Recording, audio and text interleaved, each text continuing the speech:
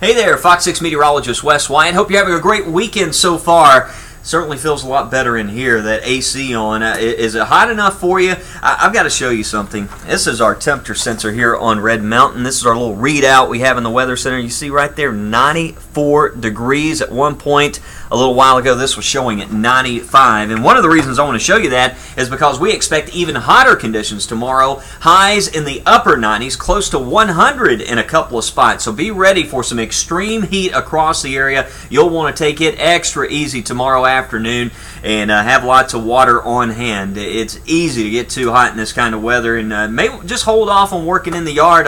As we get into next week, we got a cold front on the way, and that's going to bring a lot of relief. So let's talk about it. Here we go tonight through the next 12 hours. You see those temperatures there cooling off into the mid-70s. Very, very hot evening across the area for this Saturday night. Notice tomorrow's highs. Yep, 98 degrees. Utah, Tuscaloosa, Jasper. We're going with some really hot weather. Even Talladega, that heat up to 98. And you know, it is still dry out there. I'm sure I was out cutting the grass yesterday, and I was just kicking up dust everywhere. I mean, it's already dry again. And we've got a cold front on the way. And I mentioned this on Facebook a little while ago. I can't remember the last time we had so many cold fronts make it this far south during the month of July. It happens in July. I've seen that countless times, but so many fronts. Here we go again. We got another cool front that's going to make it all the way through our area.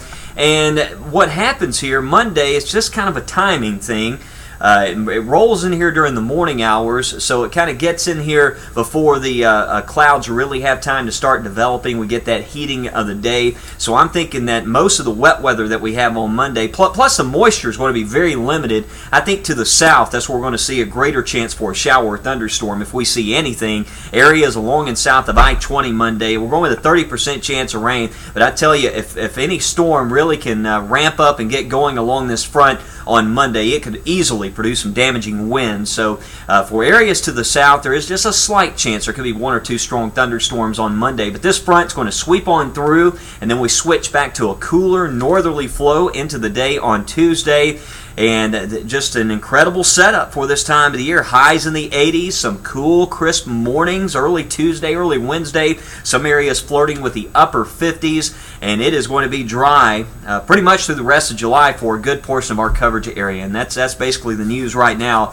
We will be talking about some rain back in the forecast for late next week, and we're going to dive all into that coming up on the news tonight after the special sports programming on Fox 6. But the setup here, the jet stream, I know we've shown this map a few times, but you know, we see this in the winter a lot of times. The jet stream, these big troughs develop and allow that cool air to spill southward. So it's kind of an unusual pattern for this time of the year, and that is going to be the setup as we go into the start of the week. But hey, we'll take it after some of the heat that we have out there today. Hey, you know where you can find me online? Facebook.com, Wes Wyatt Fox 6. Look me up there, say hello, and on Twitter, you can find me at Wes Wyatt Weather. That's the latest this afternoon from the Fox 6 Storm Warning Center. I'll be back tonight. Again, we have some special sports programming on Fox 6 later this evening. We'll be back after that to join you with an evening edition of Fox 6 News.